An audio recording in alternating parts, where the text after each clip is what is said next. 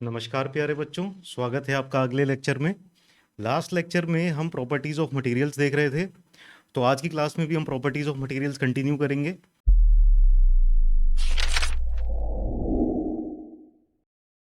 तो अगली प्रॉपर्टी के लिए चलते हैं। Next one, eighth property is resilience. तो सबसे पहले रेजिलियंस को अच्छे से समझ लेते हैं, फिर उसके बाद लिखेंगे। तो देखो, आपके पास एक मटेरियल है। आपको इतना तो पता है कि जब मटेरियल के ऊपर हमने फोर्स अप्लाई की तो इसके अंदर स्ट्रेसेस और स्ट्रेन जनरेट हुए। पर इसके थोड़ा सा आगे चलते हैं। जब हमने इस मटेरियल के ऊपर फोर्स अप्लाई की तो क्या हो रहा है, इस फोर्स की वजह से ये स्ट्रेच हो रहा है और हम मटेरियल के ऊपर कुछ ना कुछ वर्क कर रहे हैं। So we are doing some work on the material, और जितना वर्क हमने किया that work done will be equal to the strain energy stored in the material. तो जब आपने मटेरियल को स्ट्रेच किया, you are actually doing some work on the material, और and that work done is equal to internal strain energy stored in the material. Now material की वो property जिसकी वजह से ये स्ट्रेन एनर्जी को इलास्टिकली अपने अंदर स्टोर कर लेती है, और जब फोर्स हटा दी जाए तो वापस से स्ट्रेन एनर्जी को रिलीज कर देती है, यानी वो स्ट्रेन एनर्जी रिकवर हो जाती है। इस मटेरियल की इस प्रॉपर्टी को हम कहते हैं रेजिलियंस। ठीक है, दोबारा से समझते हैं। मटेरियल के ऊपर हमने फोर्स अप्लाई की, फोर्स अप्लाई करने की वजह से स्ट्रेसेस आए, स्ट्रेन्स आए, और ये डिफॉर्म हुआ। जब ये मटेरियल डिफॉर्म हुआ, हमने एक्चुअली इस पे कुछ वर्क डन किया, है ना। वैसे आपने फिजिक्स में पढ़ा होगा बचपन में, work done equal to force into displacement. वो रिजिड बॉडी मोशन के लिए होता है फोर्स इनटू डिस्प्लेसमेंट, यहां पर कुछ और होगा, वो बाद में निकालेंगे। लेकिन इस मटेरियल को जब हम डिफॉर्म कर रहे हैं फोर्स लगा के, then because of that deformation some work is being done, कुछ वर्क डन किया हमने, और वो work done as a strain energy material के अंदर स्टोर हो गया। अब मटेरियल के अंदर स्टोर तो बना नहीं रहेगा। अगर हमने इस फोर्स को हटा दिया, तो आपको पता है अगर ये मटेरियल इलास्टिक है तो फोर्स को हटाने के साथ ही ये वापस से अपने ओरिजिनल शेप और साइज में आ जाएगा। जब ये ओरिजिनल शेप और साइज में आ जाएगा, तब वो स्ट्रेन एनर्जी क्या हुई, इसने रिलीज कर दी, वापस से इसने उस स्ट्रेन एनर्जी को रिलीज कर दिया। और जब वो स्ट्रेन एनर्जी रिलीज हो गई, इसका मतलब हम ये कह सकते हैं कि हमने वो स्ट्रेन एनर्जी को वापस से रिकवर कर लिया। ठीक है, तो मटेरियल की वो प्रॉपर्टी जिसकी वजह से मटेरियल इलास्टिकली डिफॉर्म होके अपने अंदर certain amount of strain energy store कर सकता है, और उस फोर्स को रिमूव करने के बाद वो स्ट्रेन एनर्जी वापस से रिलीज कर सकता है, उस प्रॉपर्टी को हम कहते हैं रेजिलियंस। तो रेजिलियंस बेसिकली क्या है, strain energy stored in the material. Resilience is strain energy stored in the material elastically. Elastically जो स्ट्रेन एनर्जी मटेरियल के अंदर स्टोर हो सकती है उसे रेजिलियंस कहते हैं। और अगर ये इलास्टिकली स्टोर हुई है तो फोर्स को हटाने के बाद ये वापस से अपने ओरिजिनल शेप और साइज में आ जाएगा, वापस से इसकी स्ट्रेन एनर्जी जीरो हो जाएगी, यानी ये मटेरियल वापस से रिलीज कर देता है। तो दिस इज स्ट्रेन एनर्जी। अब स्ट्रेन एनर्जी कैसे आती है, कितनी आएगी, वो आगे देखेंगे। तो अभी डेफिनेशन लिख लेते हैं कि रेजिलियंस होता क्या है। Right down, it is the property of a material to absorb energy when it is deformed elastically, and then upon unloading to have this energy recovered। तो रेजिलियंस क्या है, मटेरियल की वो प्रॉपर्टी जिसकी वजह से फोर्स अप्लाई करने पर ये स्ट्रेन एनर्जी को एब्जॉर्ब कर लेता है इलास्टिकली, और जब फोर्स को हटा दिया जाए तो ये उस स्ट्रेन एनर्जी को रिलीज कर देता है। Simply this is resilience. तो रेजिलियंस बेसिकली डिनोट क्या कर रहा है, रेजिलियंस डिनोट कर रहा है अमाउंट ऑफ स्ट्रेन एनर्जी। ये उतनी अमाउंट ऑफ स्ट्रेन एनर्जी को रिप्रेजेंट कर रहा है जो मटेरियल के अंदर with in elastic limit store की जा सकती है। सो let us write down, it denotes the total strain energy stored in material with in, या फिर अप टू भी लिख सकते हैं, विद इन या up to elastic limit. Now इस स्ट्रेन एनर्जी को हम कैलकुलेट कैसे करेंगे, तो कैलकुलेट करने का भी तरीका है, लोड डिफ्लेक्शन कर्व बनाएंगे, और लोड डिफ्लेक्शन कर्व के अंडर का जो एरिया होगा इलास्टिक लिमिट तक का एरिया, वो एरिया हमको दे देगा resilience. That will be the strain energy stored. So let us write down, the area under load deflection curve with in elastic limit will give resilience. चलिए, तो load deflection curve बना के देख लेते हैं कि रेजिलियंस हमें मिलेगा कैसे। सो let us first draw the load deflection curve. यहाँ दो तरह के मटेरियल ले लेते हैं, और उन दोनों तरह के मटेरियल के लिए लोड डिफ्लेक्शन कर्व ड्रॉ कर लेंगे। तो ये जो पहला वाला मटेरियल है ये हो गया नॉन लीनियर इलास्टिक, और दूसरा का वाला कर्व हो गया लीनियर इलास्टिक मटेरियल के लिए। लेट अस से इन दोनों मटेरियल्स में पॉइंट बी रिप्रेजेंट कर रहा है elastic limit, point B is representing elastic limit. Now यहाँ पर वाई एक्सिस पर लोड है और एक्स एक्सिस पर है डिफ्लेक्शन। तो आप इस ग्राफ को देख के समझ रहे हो कि जैसे जैसे हम लोड बढ़ाते जा रहे हैं, as we are increasing the load, deflection is increasing. लेकिन नॉन लीनियर इलास्टिक मटेरियल में लोड और डिफ्लेक्शन एक दूसरे से लीनियरली रिलेटेड नहीं है। लेकिन लीनियर इलास्टिक मटेरियल में जैसे जैसे हम लोड बढ़ाते जा रहे हैं, डिफ्लेक्शन बढ़ रहा है, लेकिन load is directly proportional to deflection. Deflection जितना आ रहा है वो लोड के डायरेक्टली प्रोपोर्शनल है। तो इनमें एक लीनियर रिलेशनशिप देखने को मिलेगा, यहाँ पर लीनियर रिलेशनशिप देखने को नहीं मिल रहा है। अब मान लो हमने एक बहुत ही छोटा सा स्मॉल इंक्रीमेंट किया लोड के अंदर, लोड के अंदर जैसे बहुत छोटा सा इंक्रीमेंट किया यहाँ पर, तो इनफाइनाइटेसिमली स्मॉल इंक्रीमेंट के लिए हम ये कह सकते हैं कि हल्का सा जैसे ही लोड बढ़ा वैसे ही थोड़ा सा यहाँ पर डिफ्लेक्शन भी बढ़ गया, है ना। जैसे यहाँ पर लोड बढ़ा वैसे थोड़ा सा डिफ्लेक्शन बढ़ गया। तो लोड इनटू डिफ्लेक्शन क्या देगा? लोड इनटू डिफ्लेक्शन देगा वर्क डन।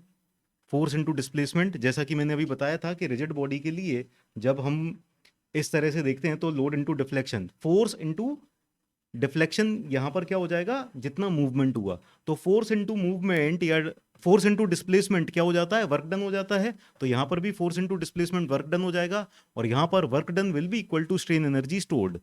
तो इतने पार्ट के लिए ये क्या हो गया? This much load into deflection. ये वाला जो एरिया आ गया, ये एरिया क्या आ गया?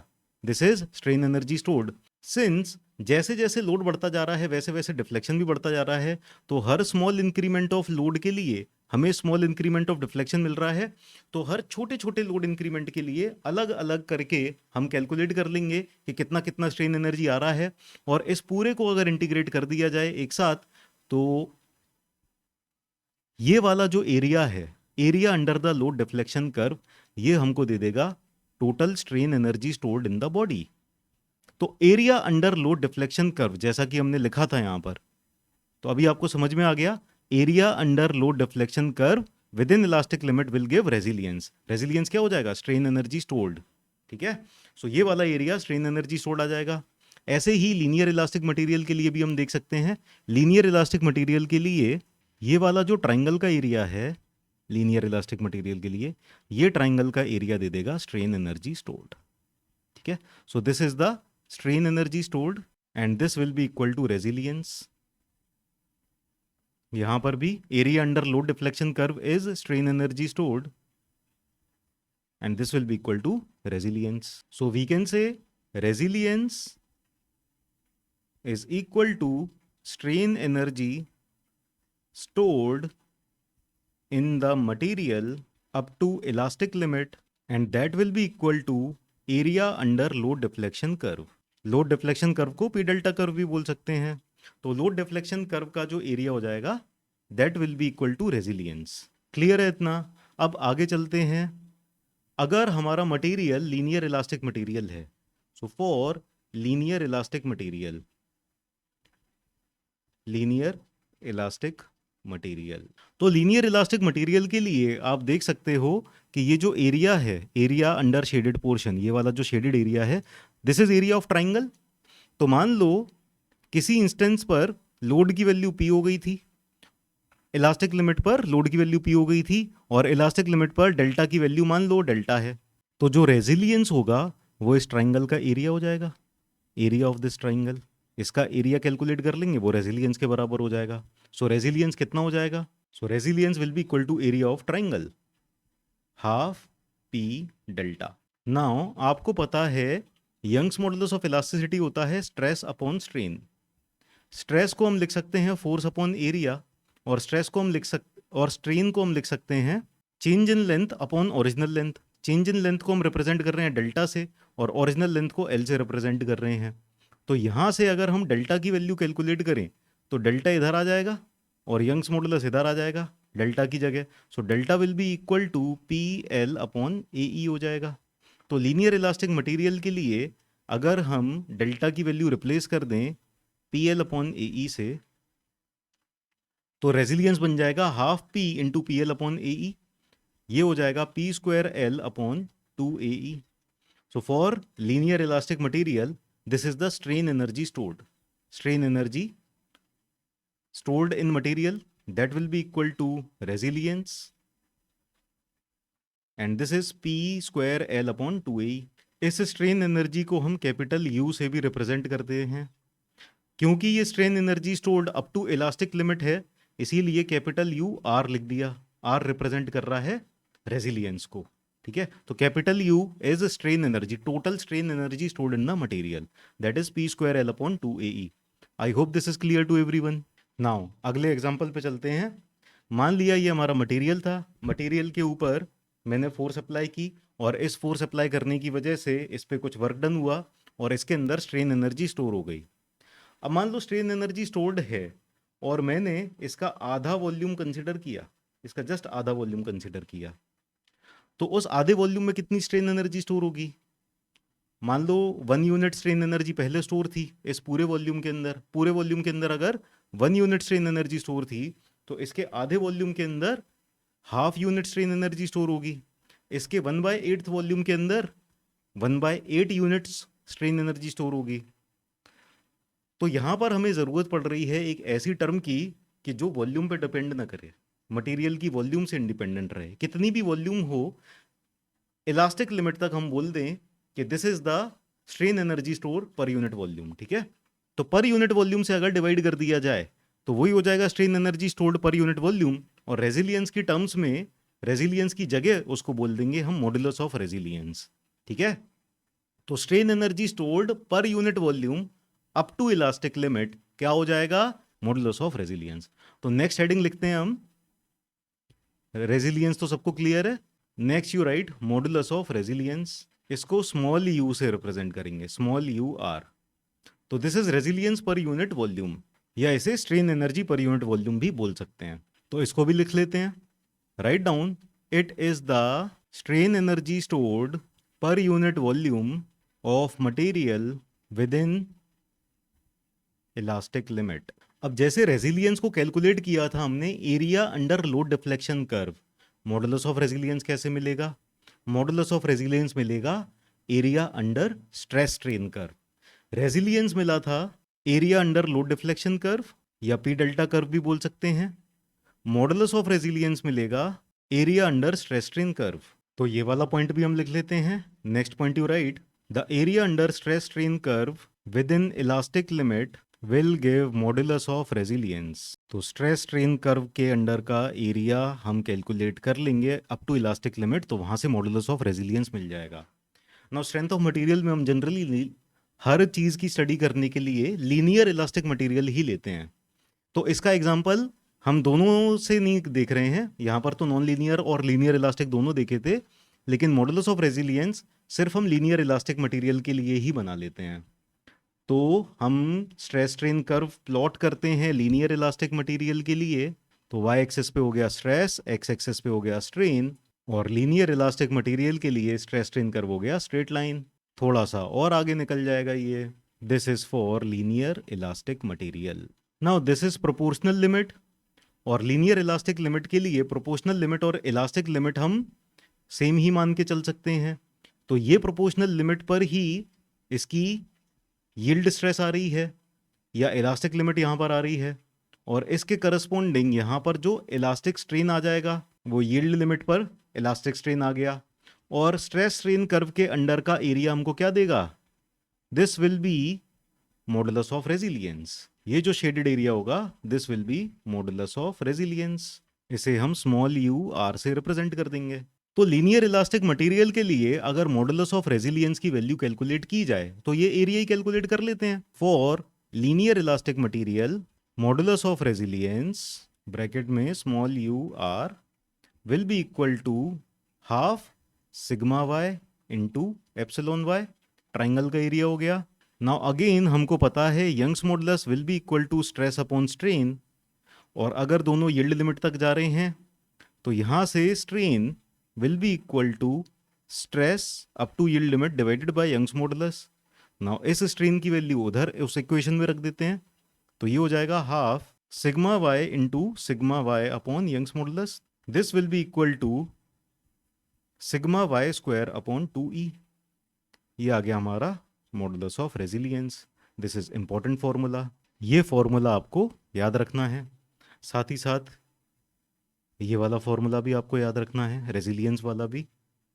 दोनों फॉर्मूले इंपॉर्टेंट है। अब अगर रेजिलियंस और मॉडुलस ऑफ रेजिलियंस को हम बाय डेफिनेशन कंपेयर करके देखें तो रेजिलियंस हमारे पास था strain energy stored in the entire volume of material. जितनी भी वॉल्यूम थी उस पूरी की पूरी वॉल्यूम में कितनी स्ट्रेन एनर्जी स्टोर है, up to elastic limit, that is resilience. और मॉडुलस ऑफ रेजिलियंस है strain energy stored in this volume of material divided by the volume. ठीक है, तो पूरी वॉल्यूम में जितनी स्ट्रेन एनर्जी स्टोर्ड है उस स्ट्रेन एनर्जी को हम इस मटेरियल की वॉल्यूम से डिवाइड कर देंगे तो हमारे पास मॉडुलस ऑफ रेजिलियंस आ जाना चाहिए। ये था बाय डेफिनेशन। मैथमेटिकली भी देख लेते हैं क्या ये सही है। तो मॉडुलस ऑफ रेजिलियंस का फॉर्मूला दोबारा से मैं लिख रहा हूं नेक्स्ट पेज पर, और देखते हैं कि क्या मैथमेटिकली भी दोनों कंसिस्टेंट आ रहे हैं। सो मॉडुलस ऑफ रेजिलियंस लिखते हैं small you R is equal to half sigma Y into epsilon Y.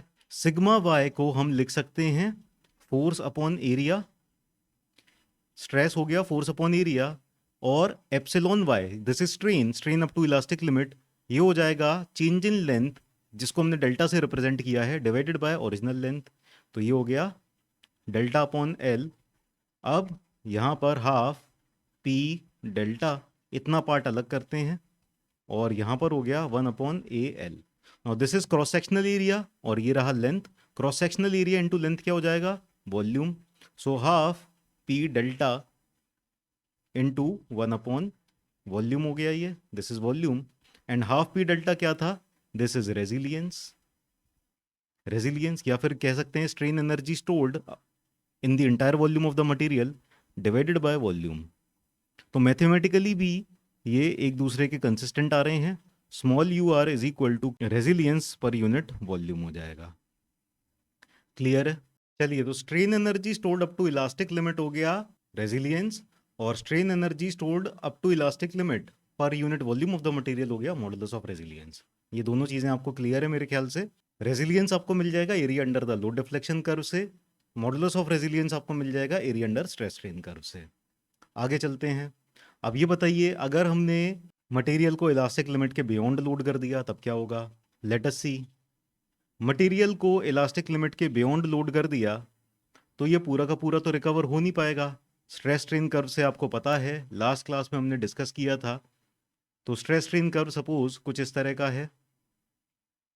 Stress strain curve is like this. यहाँ पर इलास्टिक लिमिट है ये पॉइंट बी से रिप्रेजेंट किया, और हमने लोड कर दिया मान लीजिए इस पॉइंट तक, पॉइंट सी तक। तो इसका जो अनलोडिंग कर्व बनेगा वो ओरिजिनल स्ट्रेस स्ट्रेन कर्व से पैरेलल बन जाएगा। ये वाला हो जाएगा अनलोडिंग कर्व, और पूरी की पूरी स्ट्रेन एनर्जी रिकवर हो नहीं पाएगी। जिस लिमिट तक हमने लोड किया था वहां तक स्ट्रेन इतना आ चुका था, और जो टोटल एनर्जी स्टोर हुई थी इसके अंदर, दैट वाज जो टोटल एनर्जी स्टोर हुई थी उसको ये वाले शेडेड एरिया से रिप्रेजेंट कर सकते हैं। तो जब मटेरियल को हमने इलास्टिक लिमिट के बियॉन्ड लोड किया, पॉइंट सी तक लोड कर दिया, तो ये जो शेडेड एरिया दिखाई दे रहा है इतनी स्ट्रेन एनर्जी स्टोर हो चुकी है, पर ये पूरी की पूरी स्ट्रेन एनर्जी रिकवरेबल नहीं है। इसमें से कुछ हिस्सा रिकवर हो जाएगा और कुछ हिस्सा रिकवर नहीं होगा। कितना हिस्सा, कितनी स्ट्रेन एनर्जी रिकवर हो चुकी है, तो जो स्ट्रेन एनर्जी रिकवर हो चुकी है उसको मैं ग्रीन पार्ट से शेड कर देता हूं, क्योंकि ये वाली लेंथ रिकवर हो चुकी है। तो ये वाली जो स्ट्रेन एनर्जी होगी दिस इज रिकवर्ड। ये इतनी स्ट्रेन एनर्जी रिकवर हो गई है, ये वाली स्ट्रेन एनर्जी रिकवर हो चुकी है, और जो स्ट्रेन एनर्जी रिकवर नहीं हो पाई है वो ये वाला हिस्सा है। तो इतना हिस्सा स्ट्रेन एनर्जी का रिकवर नहीं हो पाया। तो ये जो रिकवर नहीं हुआ तो क्या हुआ इसका, ये जो इतना वर्क डन किया था, इतनी एनर्जी प्रोवाइड की थी, इसका क्या हुआ, ये रिकवर नहीं हो पाई तो ये एनर्जी यूटिलाइज हो गई है मटेरियल के परमानेंट डिफॉर्मेशन के लिए। So this strain energy is utilized for permanent deformation of material. तो ये वाली जो स्ट्रेन एनर्जी है ये इलास्टिक है क्योंकि ये इलास्टिकली रिकवर हो गई है, और ये वाली स्ट्रेन एनर्जी इलास्टिक नहीं है, ये प्लास्टिक स्ट्रेन एनर्जी है, ये रिकवर नहीं हो पाई है। तो ये जो ग्रीन वाली एनर्जी है ना, इसको इलास्टिक स्ट्रेन एनर्जी बोलना चाहिए, लेकिन हम इसको इलास्टिक स्ट्रेन एनर्जी नहीं बोलते हैं, इसको हम बोलते हैं hyper elastic strain energy, and this is recovered strain energy. ये रिकवर हो गई है। और ये जो रेड वाला पार्ट है ये वाली स्ट्रेन एनर्जी है plastic strain energy, plastic strain energy, and this strain energy is utilized in permanent deformation of material. Utilized in permanent deformation of material. अब सवाल ये उठता है कि सर इसको इलास्टिक स्ट्रेन एनर्जी क्यों नहीं बोलते हैं, ये हाइपर इलास्टिक स्ट्रेन एनर्जी क्यों है? बताओ ज़रा, इलास्टिक लिमिट कहाँ तक थी? इलास्टिक लिमिट पॉइंट बी तक थी। तो पॉइंट बी तक जो स्ट्रेन एनर्जी स्टोर होनी चाहिए थी, ये होती ना इलास्टिक स्ट्रेन एनर्जी। ये जो वाइट वाले पार्ट से मैं शेड कर रहा हूँ, ये होती इलास्टिक स्ट्रेन एनर्जी। और ये जो ग्रीन वाली स्ट्रेन एनर्जी है, ये कौन सी है? ग्रीन वाली स्ट्रेन एनर्जी इससे ज़्यादा है ना, तो that is hyper elastic strain energy. और ये होती है हमारी इलास्टिक स्ट्रेन एनर्जी। ये इलास्टिक लिमिट तक जितनी स्टोर हो चुकी थी, इसी को ही हम रेजिलियंस बोल देते। तो ये कर्व है लोड डिफ्लेक्शन के बीच में, लोड डिफ्लेक्शन कर्व है। यही अगर स्ट्रेस स्ट्रेन कर्व होता, स्ट्रेस और स्ट्रेन के बीच में होता, तो फिर ये सारी की सारी चीज़ें, ये strain energy per unit volume हो जाती, ये hyper elastic strain energy per unit volume हो जाती, और ये elastic strain energy per unit volume हो जाती, और ये मॉडुलस ऑफ रेजिलियंस हो जाता, अगर हम लोड डिफ्लेक्शन कर्व की जगह स्ट्रेस स्ट्रेन कर्व बनाए होते। राइट? तो मेरे ख्याल से इतना सबको क्लियर है। आगे चलते हैं हम नेक्स्ट पेज पर, देख लेते हैं प्रूफ रेजिलियंस। प्रूफ रेजिलियंस, आपको इतना तो याद होगा कि कई बार हम स्ट्रेस स्ट्रेन कर्व में यील्ड लिमिट जो फाइंड करते हैं वो ऑफसेट मेथड से फाइंड करते हैं। ऑफसेट मेथड से कैसे फाइंड करते हैं कि स्ट्रेस स्ट्रेन कर्व है हमारे पास, वाई एक्सिस पर स्ट्रेस, एक्स एक्सिस पर स्ट्रेन, और यहाँ पर क्लियरली डिफाइंड यील्ड पॉइंट या इलास्टिक लिमिट नहीं मिल रही है, तो यहाँ पर एक्स एक्सिस पे हम 0.002 का स्ट्रेन ले लेते हैं और इनिशियल पोर्शन से पैरेलल एक लाइन ड्रॉ करते हैं, और यहाँ से ये वाली जो लिमिट आ जाती है, ये आ जाती है हमारी यील्ड लिमिट या सिग्मा वाई। जब हमने यील्ड लिमिट ऑफसेट मेथड से फाइंड की है तो इसको हम प्रूफ स्ट्रेस भी कहते हैं, और ये वाला जो स्ट्रेन एनर्जी स्टोर इसके अंदर मिल जाएगी, स्ट्रेस स्ट्रेन कर्व के नीचे का जो एरिया मिल जाएगा, this will be called as proof resilience. This is called as proof resilience. तो बाकी है कुछ नहीं, प्रूफ रेजिलियंस भी मॉडुलस ऑफ रेजिलियंस ही है, पर ये स्पेसिफिकली उस केस के लिए है कि जब हमने इलास्टिक लिमिट ऑफसेट मेथड से फाइंड की थी या प्रूफ स्ट्रेस वाले मेथड से फाइंड की थी तब। तो प्रूफ रेजिलियंस के बारे में भी लिख लेते हैं। Write down, when the stress is equal to proof stress, bracket में लिखो found using offset method, the corresponding modulus of resilience may also be called as proof resilience. तो आई होप प्रूफ रेजिलियंस भी clear है आपको। अब आप एक बार बताओ कि रेजिलियंस जो प्रॉपर्टी है वो कहाँ पर ज़्यादा इस्तेमाल की जाएगी? रेजिलियंस क्या रिप्रेजेंट कर रहा है? Strain energy that can be recovered.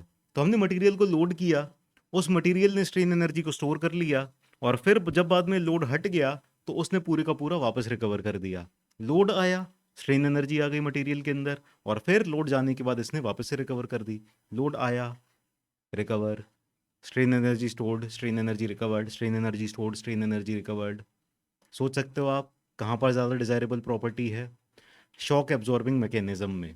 जैसे आपकी मोटरसाइकिल के जो शॉकर्स हैं, वहाँ पर अचानक से लोड आया तो उसने उस स्ट्रेन एनर्जी को एब्जॉर्ब कर लिया, आप तक ट्रांसफ़र नहीं होने दिया, उन शॉकर्स ने उस स्ट्रेन एनर्जी को एब्जॉर्ब कर लिया, वो जो एनर्जी आ रही थी उसको एब्जॉर्ब किया, और वापस से सीधी रोड आते ही वापस से रिकवर हो गया।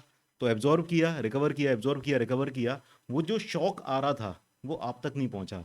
ठीक है, तो शॉक एब्जॉर्बिंग मैकेनिज्म्स में ये बहुत ज़्यादा यूजफुल है, तो इसको भी हम लिख लेते हैं। सो नोट करके आप लिख लो, note, write down, since resilience represents recoverable strain energy, its high value is a much desirable property in shock absorbing mechanism, bracket में लिखो स्प्रिंग एक्शन। तो चलिए, strain energy up to elastic limit या strain energy up to elastic limit per unit volume, ये तो clear हो गया है।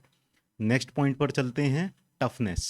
तो 8 था हमारा रेजिलियंस, 9th पर आ जाते हैं, that is toughness. Now toughness क्या रिप्रेजेंट करता है?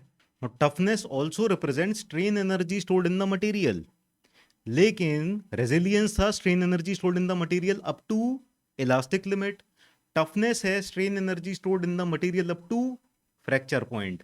यानी जब हम इसके ऊपर लोडिंग करते जा रहे हैं, करते जा रहे हैं, करते जा रहे हैं, इसके अंदर स्ट्रेन एनर्जी स्टोर होती जा रही है, इलास्टिक लिमिट तक गए, वहां तक जितनी स्ट्रेन एनर्जी स्टोर हो गई है उसे कहेंगे रेजिलियंस। लेकिन इसके बाद भी और लोडिंग करते जा रहे हैं, और ज्यादा लोडिंग करते जा रहे हैं, इसके अंदर स्ट्रेन एनर्जी और बढ़ती जा रही है, बढ़ती जा रही है, बढ़ती जा रही है। जस्ट फ्रैक्चर होने के टाइम पे इसके अंदर जितनी स्ट्रेन एनर्जी स्टोर हो चुकी होगी, उस स्ट्रेन एनर्जी को कहेंगे हम टफनेस। अगर हम ग्राफ से देखें तो यहां पर ये जो ग्राफ बनाया था, तो ये जो व्हाइट वाला पोर्शन हमने दिखाया लाइन से शेडिंग करके, इतनी स्ट्रेन एनर्जी है रेजिलियंस। और इसके भी आगे अगर मैं ये वाले ब्लू कलर से शेड करके बता दूं, इतनी स्ट्रेन एनर्जी अगर मटेरियल में स्टोर्ड है up to fracture point, this is called as toughness. ठीक है, this is the strain energy stored in the material up to fracture point, ये टफनेस हो जाएगा। तो टफनेस भी आसान है समझना। एक बार हम रेजिलियंस समझ चुके हैं, तो टफनेस में क्या है, बस उस स्ट्रेन एनर्जी को हम आगे तक ले गए और आगे तक स्टोर कर दिया। So let us write down, it is the ability of material to store strain energy up to fracture point. Now ये कैसे कैलकुलेट करेंगे, area under load deflection curve से। तो area under load deflection curve up to fracture point क्या हो जाएगा, toughness. और area under stress strain curve up to fracture point हो जाएगा मॉडुलस ऑफ टफनेस। तो दोनों पॉइंट लिख लेते हैं, area under load deflection curve, P delta curve लिख लेते हैं शॉर्ट में, up to fracture point is called toughness. Next point, area under stress strain curve up to fracture point is called modulus of toughness. Now अब आपके लिए थोड़ी सी सोचने वाली बात यह है कि डक्टाइल मटेरियल के लिए वैल्यू ऑफ टफनेस ज़्यादा होगी या ब्रिटल मटेरियल के लिए। तो दो तरह के मटेरियल हम जानते हैं, एक तो है डक्टाइल और एक है ब्रिटल। दोनों में डिफरेंस क्या है, डक्टाइल मटेरियल का पोस्ट इलास्टिक स्ट्रेन बहुत ज़्यादा होता है, तो फ्रैक्चर करने से पहले ये बहुत ज़्यादा एलोंगेट हो जाएगा, स्ट्रेन बहुत ज़्यादा होगा। और ब्रिटल मटेरियल बहुत कम स्ट्रेन पे ही फ्रैक्चर हो जाएगा या टूट जाएगा। तो अगर दोनों की स्ट्रेंथ हम बराबर मान के चलें, दोनों की स्ट्रेंथ अगर बराबर है, तो स्ट्रेन किस में ज़्यादा है, eight the time of failure. अब क्योंकि टफनेस रिप्रेजेंट कर रहा है कि फेलियर तक, फ्रैक्चर पॉइंट तक जितनी स्ट्रेन एनर्जी स्टोर हो सकती है, तो स्ट्रेस इनटू स्ट्रेन अगर देखा जाए तो स्ट्रेस दोनों का अगर बराबर रिया तो स्ट्रेन किस में ज़्यादा है, डक्टाइल मटेरियल में स्ट्रेन ज़्यादा है। जब डक्टाइल मटेरियल में स्ट्रेन ज़्यादा है तो ज़्यादा एनर्जी स्टोर कर पाएगा ये फ्रैक्चर पॉइंट तक, और ब्रिटल कम स्ट्रेन एनर्जी स्टोर कर पाएगा फ्रैक्चर पॉइंट तक। एग्जाम्पल भी देख लेते हैं, अगले पेज पर चलते हैं। और एक डक्टाइल मटेरियल हम जानते हैं और एक थोड़ा सा कम डक्टाइल मटेरियल जानते हैं। डक्टाइल मटेरियल जो हम जानते हैं दैट इज माइल्ड स्टील। तो माइल्ड स्टील के लिए स्ट्रेस स्ट्रेन कर्व बनाते हैं, तो इस तरह का स्ट्रेस स्ट्रेन कर्व हो गया माइल्ड स्टील के लिए। और थोड़ा सा कम डक्टाइल मटेरियल ले लिया हमने, हाई कार्बन स्टील। इसकी स्ट्रेंथ ज़्यादा होती है पर इसकी strain at the time of failure वो बहुत कम होती है, as compare to mild steel काफ़ी कम होती है। तो टफनेस क्या रिप्रेजेंट कर रहा है, टफनेस रिप्रेजेंट कर रहा है up to fracture point, strain energy stored up to fracture point. तो अप टू फ्रैक्चर पॉइंट ये रेड कलर से शो कर दिया स्ट्रेन एनर्जी स्टोर, और हाई कार्बन स्टील में स्ट्रेन एनर्जी स्टोर ये ब्लू कलर से रिप्रेजेंट कर देते हैं। तो आप ये रेड वाला एरिया और ये जो ब्लू वाला एरिया है, इन दोनों को आपस में कंपेयर करके बताओ कि किसका एरिया ज़्यादा है। दोनों का कॉमन एरिया अगर हटा भी दिया जाए, ये वाला एरिया दोनों में कॉमन है, इस एरिया को हटा देते हैं, बचे हुए एरिया को कंपेयर करते हैं। तो बचा हुआ एरिया रेड वाला और ब्लू वाला, इन दोनों एरियाज को आप देख लो, ये इतना रेड वाला एरिया है, ये इतना एरिया रेड वाला एरिया है, ये रेड वाला एरिया और ये ब्लू वाला एरिया। इन दोनों एरिया को कंपेयर करके देखो आप कौन सा ज़्यादा है। सो डेफिनेटली ये वाला एरिया ज़्यादा है, यानी कि मॉडुलस ऑफ टफनेस किसका ज़्यादा निकल के आएगा, माइल्ड स्टील का निकल के आएगा as compare to high carbon steel, because it is more ductile. तो डक्टाइल मटेरियल का modulus of toughness brittle material के मॉडुलस ऑफ टफनेस से ज़्यादा रहेगा। तो सबसे पहले मॉडुलस ऑफ टफनेस की मैथमेटिकल एक्सप्रेशन लिखते हैं। Modulus of toughness will be equal to strain energy stored up to fracture divided by volume of material. This is modulus of toughness. अब नेक्स्ट पेज पर नोट पॉइंट लिख लेते हैं। So write down note, as failure strain is high in ductile material, hence mild steel is more tough than high carbon steel, या फिर इसको high strength steel भी बोल सकते हैं, हाई स्ट्रेंथ स्टील। तो टफनेस के मामले में हाई स्ट्रेंथ स्टील कमजोर पड़ जाती है माइल्ड स्टील से, माइल्ड स्टील ज्यादा टफ है हाई स्ट्रेंथ स्टील से।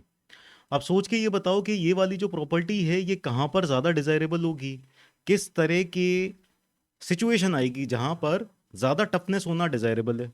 तो यहाँ पर हम इलास्टिक लिमिट के भी बियॉन्ड जा रहे हैं।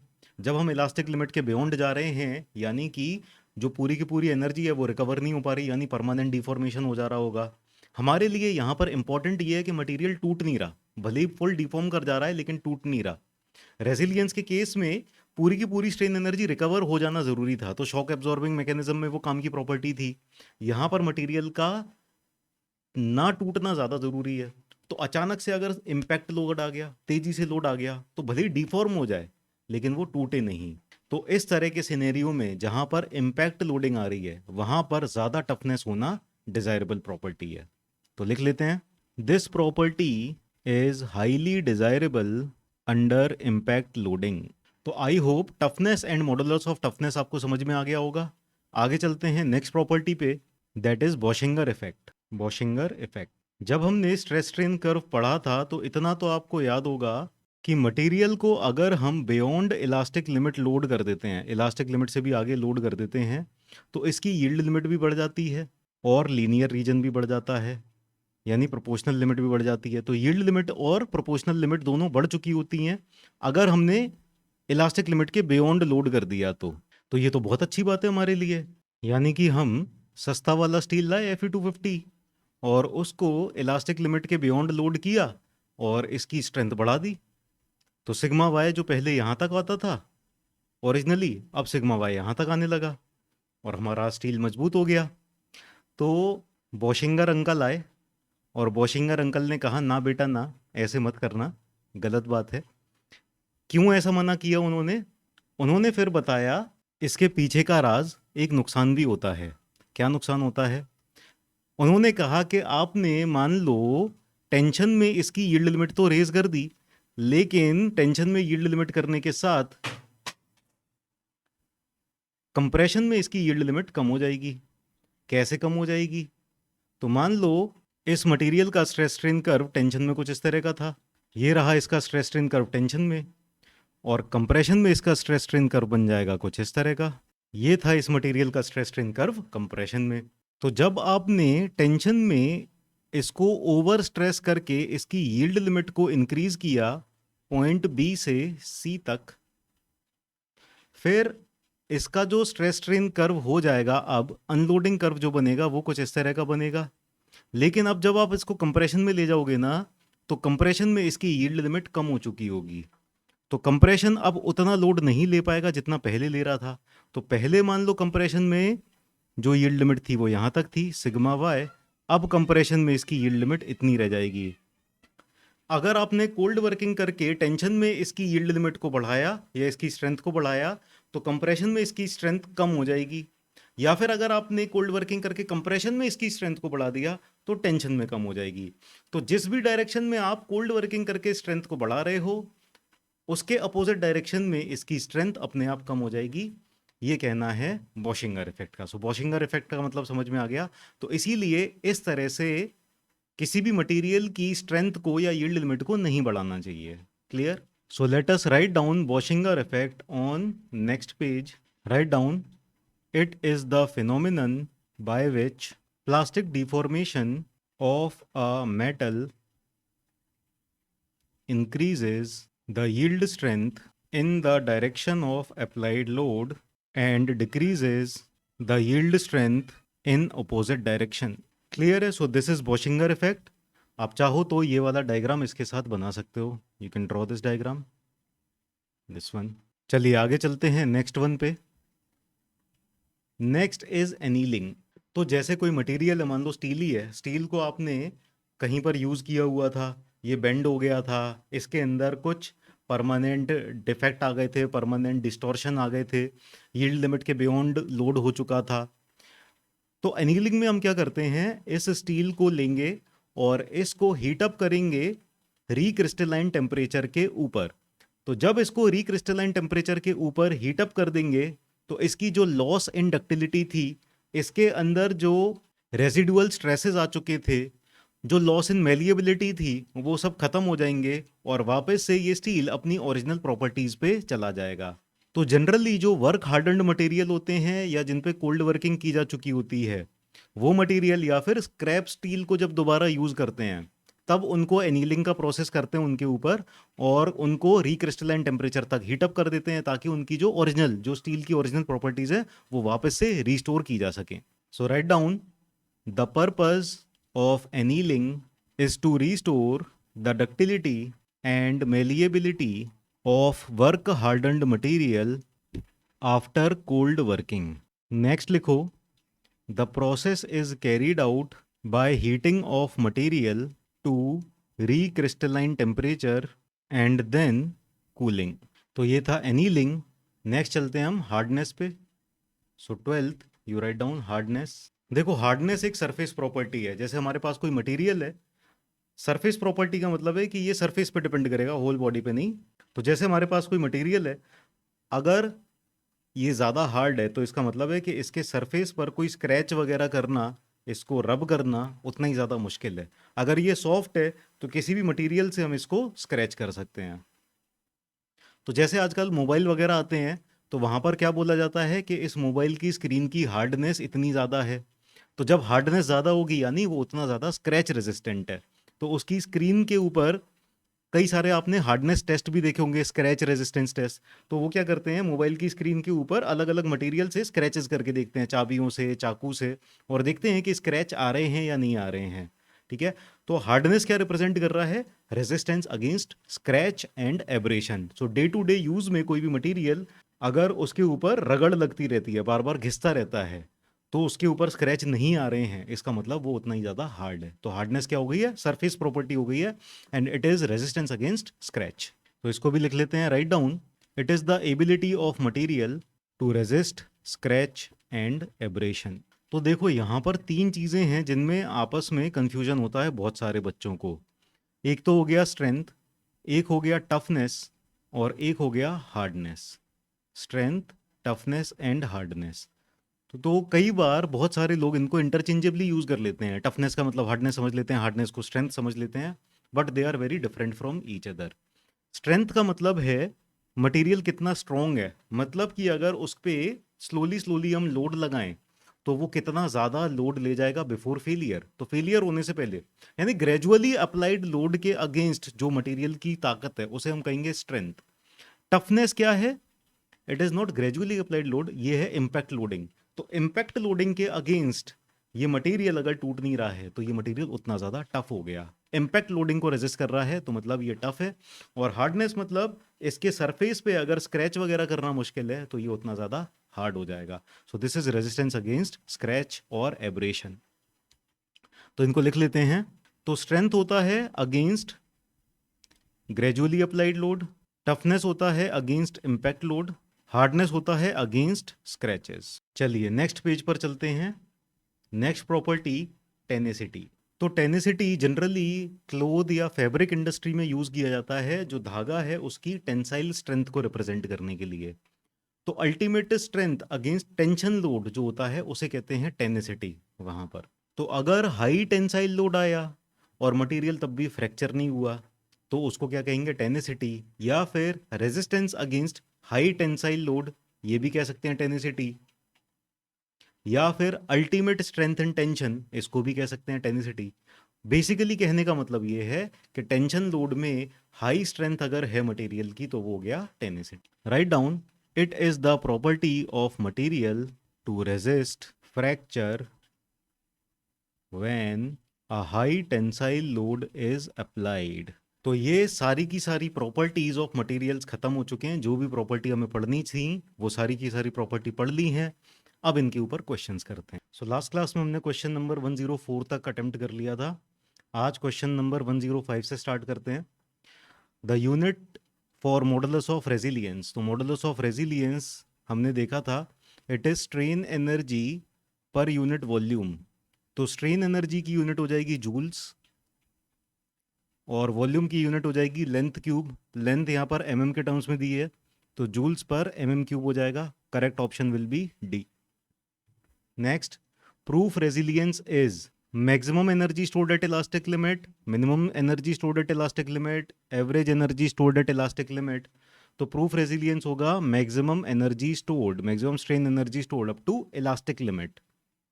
Next question, the property by which a metal resist impact load, तो इम्पैक्ट लोड को रेजिस्ट करने की प्रॉपर्टी है toughness.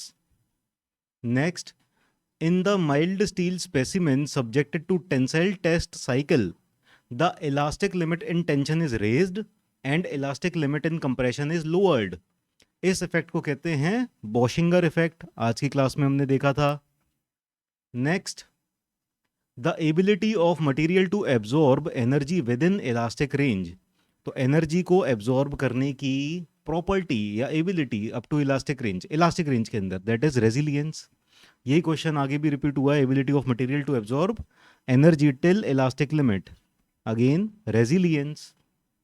Next question, strain energy per unit volume that material can absorb without exceeding proportional limit. Proportional limit और elastic limit को हम interchangeably use कर सकते हैं, तो ये हो जाएगा पर यूनिट वॉल्यूम अगर दिया है तो strain energy per unit volume हो जाएगा modulus of resilience. Next, what is tenacity, it is ultimate strength in tension. Next, strain energy stored in a member is given by half stress into strain. देखो, half stress into strain, ये क्या हो जाएगा, ये हो जाएगा modulus of resilience यानी strain energy per unit volume. लेकिन हमें टोटल स्ट्रेन एनर्जी पूछा है, तो इसमें वॉल्यूम भी मल्टीप्लाई कर देंगे, तो टोटल स्ट्रेन एनर्जी क्या हो जाएगा, half stress into strain into volume. और सिमिलर क्वेश्चन एसएससी जेई में भी आया है, ये हो जाएगा 0.5 stress into strain into volume. Next question, modulus of toughness is the area of stress strain diagram up to. इन दोनों में आप जल्दबाजी में कंफ्यूज होके हो सकता है गलत आंसर लगा दो। आपको हमेशा ध्यान रखना है कि modulus of toughness rupture point तक होता है, रप्चर पॉइंट या फ्रैक्चर पॉइंट। तो correct answer will be A. अगले क्वेश्चन पे चलते हैं, work done per unit volume, ये स्ट्रेन एनर्जी स्टोर्ड ही हो जाएगा, strain energy stored per unit volume, ये हो जाएगा half stress into strain, C option. Next, what will be the unit of strain energy density in SI system. देखो, strain energy per unit volume को ही हम स्ट्रेन एनर्जी डेंसिटी बोलते हैं। Strain energy density और strain energy per unit volume are same thing, ठीक है। तो स्ट्रेन एनर्जी डेंसिटी पूछा है मतलब strain energy per unit volume पूछा है, तो ये हो जाएगा joules per metre cube. Strain energy की यूनिट हो जाएगी जूल्स और वॉल्यूम की यूनिट हो जाएगी मीटर क्यूब, तो option A will be the correct answer, joules per metre cube. If sigma and E for a body of volume 2 into 10 to the power 5 mm cube are 10 Newton per mm square and 1 into 10 to the power 5 Newton per mm square, resilience of the body, resilience मतलब total strain energy पूछा है, तो हमारे पास volume दिया हुआ है 2 into 10 to the power 5 mm cube, stress दिया हुआ है 10 न्यूटन पर mm square और यंग्स मॉडुलस दिया है 1 into 10 to the power 5। तो देखो रेजिलियंस क्या हो जाएगा, रेजिलियंस हो जाएगा modulus of resilience into volume. So modulus of resilience हो जाएगा सिग्मा स्क्वायर अपॉन 2e और वॉल्यूम तो दिया ही हुआ है, सो सिग्मा की value 10 square divided by 2 into E is 1 into 10 to the power 5 into volume दिया है 2 इंटू 10 टू द पावर 5। तो देखो 2 into 1 into 10 to the power 5 और 2 इंटू 10 टू द पावर 5 ये दोनों आपस में कैंसिल आउट हो जाएंगे, ये इतना पार्ट कैंसिल आउट हो गया, हमारे पास जो रिमेनिंग बचा दैट इज 10 स्क्वायर यानी ये हो जाएगा 100 न्यूटन mm, ठीक है। ये आ जाएगा resilience, correct option answer C सही हो जाएगा। नेक्स्ट क्वेश्चन पे चलते हैं, question 117, a circular silicon carbide rod exhibiting an elastic modulus यानी modulus of elasticity E 450 giga pascal है, under a uniaxial stress दिया है 450 मेगापास्कल। तो स्ट्रेन एनर्जी डेंसिटी पूछा है। स्ट्रेन एनर्जी डेंसिटी का मतलब हो जाएगा strain energy per unit volume. ये हो जाएगा sigma square upon 2E। Sigma की वैल्यू दी है 450 मेगापास्कल, तो 450 इंटू 450 मेगापास्कल में है ये, डिवाइडेड बाय 2 इंटू ये 450 गीगापास्कल। गीगापास्कल को मेगापास्कल में कन्वर्ट कर लेते हैं, तो 450 इंटू 10⁻³ मेगापास्कल हो जाएगा। तो ये पूरा का पूरा जो बचा ये मेगापास्कल बचा। मेगापास्कल का मतलब होता है न्यूटन पर mm स्क्वायर। तो एक 450 और एक 450 तो कैंसिल आउट हो गया। ये बचा 450/2 यानी 225 डिवाइडेड बाय 1000 न्यूटन पर mm स्क्वायर, या फिर इसको ऐसे भी लिख सकते हैं 0.225। और न्यूटन पर mm स्क्वायर को न्यूटन mm पर mm³ भी लिख सकते हैं। तो ये आ जाएगा प्रॉपर स्ट्रेन एनर्जी डेंसिटी की यूनिट्स में। ये हो गई एनर्जी पर यूनिट वॉल्यूम। ठीक है, 0.225 करेक्ट आंसर है, तो option B is the correct answer. Next question पे चलते हैं। Under compression loading what would be area under stress strain curve represent. तो area under stress strain curve, energy required to cause failure, elasticity of material, breaking stress of material, fatigue. देखो area under stress strain curve fatigue नहीं होता, breaking stress ये तो stress ही हो गया, energy कहाँ से हो जाएगा, इलास्टिसिटी भी एनर्जी नहीं होता। Area under stress strain curve energy है, और ये हो गया energy required to cause failure, strain energy है ना। So correct answer is option A. अगले क्वेश्चन पे चलते हैं। Which one of the following expression represents strain energy density. Strain energy density वही strain energy per unit volume, ये हो जाएगा half stress into strain, option B is correct. अगले question पे चलते हैं। अ prismatic bar 1 metre long and 4 square centimeter, 1 meter long, 4 square centimeter in cross sectional area is compressed by a force of 80 kilonewton। 80 kilonewton की force लगा दी है। Young's models of elasticity दिया हुआ है। Total strain energy stored in the bar, तो total strain energy stored के लिए capital you हो जाएगा, ये हो जाएगा हाफ पी डेल्टा। पी की वैल्यू दी है, डेल्टा की वैल्यू हम कैलकुलेट करेंगे। सो डेल्टा हो जाएगा P L upon A E से आ जाएगा, तो ये आ जाएगा half P square L upon A E. सारी की सारी यूनिट्स हम कंसिस्टेंट रखेंगे। ये हो गया kilo newton per square mm, ये हो गया किलो न्यूटन, ये है मीटर में, और ये स्क्वायर सेंटीमीटर में, तो इनको भी mm में कन्वर्ट कर लेते हैं। तो ये हो जाएगा 1000 mm, और ये हो जाएगा 400 mm स्क्वायर। तो अब ये सारी की सारी वैल्यूज कंसिस्टेंट यूनिट्स में आ चुकी हैं। ये हो जाएगा हाफ पी स्क्वायर, लोड कितना था 80, तो 80 square into length 1000 mm divided by area is 400 mm square, और ई हो जाएगा 200 kilo newton per square mm। So this will come out to be, ये आ जाएगा 40 किलो न्यूटन mm में। तो correct answer will be option A. Next question पे चलते हैं। The ability of a material to absorb energy till the breaking or rupture takes place, तो breaking point और रप्चर पॉइंट तक स्ट्रेन एनर्जी स्टोर करने की एबिलिटी को कहते हैं टफनेस। नेक्स्ट क्वेश्चन पे चलते हैं। Strain energy due to sudden axial deformation. Sudden axial deformation, देखो अभी तक हम जो भी पढ़ रहे थे ना वो ग्रेजुअल लोडिंग की वजह से पढ़ रहे थे। अगर सडन लोडिंग आ जाएगी तब जो स्ट्रेन एनर्जी स्टोर होगी वो क्या होगी, तो वो भी एरिया अंडर लोड डिफ्लेक्शन करवाएगा। लेकिन लोड आपने धीरे धीरे नहीं लगाया है। अभी तक हम देख रहे थे कि लोड हम धीरे धीरे इंक्रीज कर रहे हैं from a value of 0 to the value of P. तो 0 से लेके पी तक लोड को आपने स्लोली इंक्रीज किया, और धीरे धीरे डेल्टा भी इंक्रीज हुआ, तो ये वाला एरिया स्ट्रेन एनर्जी दे देता था। लेकिन अब आपने लोड को सडनली लगा दिया। जब आपने लोड को सडनली लगा दिया है तो तुरंत की तुरंत अचानक से लोड की वैल्यू यहां पहुंच गई है, ये वाली वैल्यू आ गई है, और डिफ्लेक्शन तो उतना ही हो गया, डिफ्लेक्शन इतना ही है डेल्टा। तो अब जो स्ट्रेन एनर्जी आएगी वो लोड डिफ्लेक्शन कर्व के अंदर की एनर्जी आएगी, यानी ये वाली एनर्जी आएगी। तो इसका एरिया कंसीडर करेंगे, और ये एरिया इस रेक्टेंगल का एरिया हो जाएगा, इस रेक्टेंगल का एरिया हो जाएगा पी डेल्टा के बराबर। तो करेक्ट आंसर हो जाएगा ऑप्शन बी। तो आपको ध्यान रखना है कि क्वेश्चन में सडनली अप्लाइड लोड दिया है या नहीं दिया।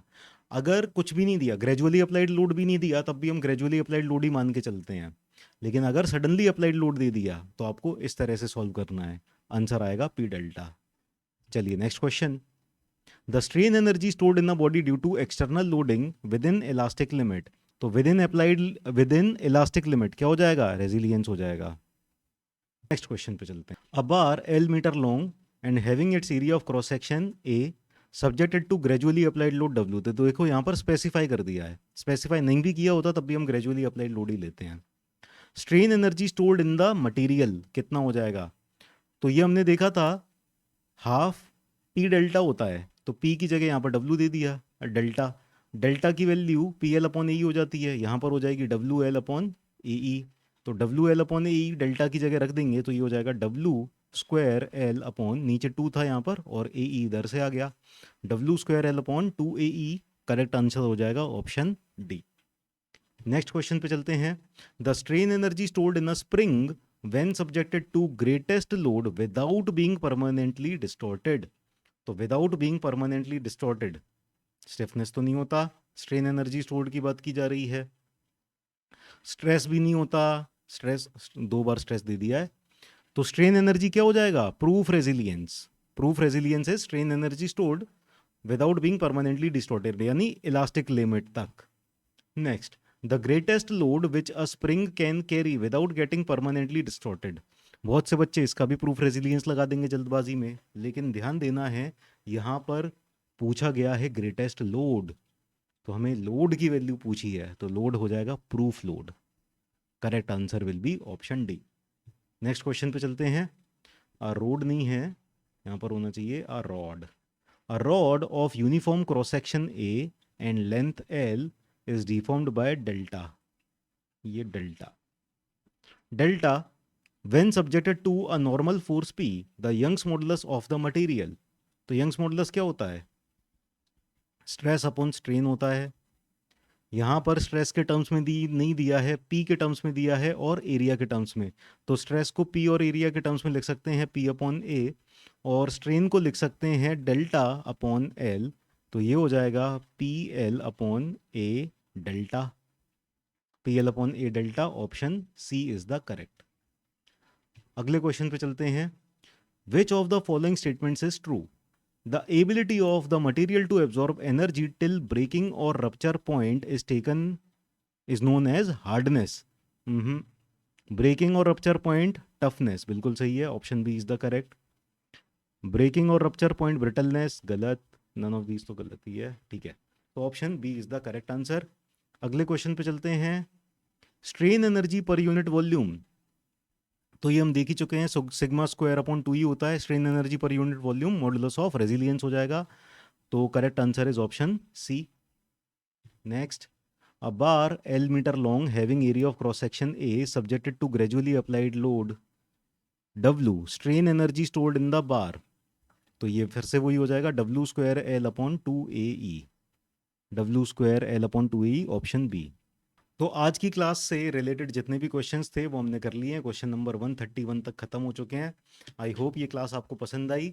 तो आप जुड़े रहना इसी तरह से फुल सिलेबस कवर करने के लिए। ये पूरा फुल सिलेबस हम कराएंगे थ्योरी और क्वेश्चंस की प्रैक्टिस के साथ। मिलते हैं अगली क्लास में, bye bye, take care, see you in the next.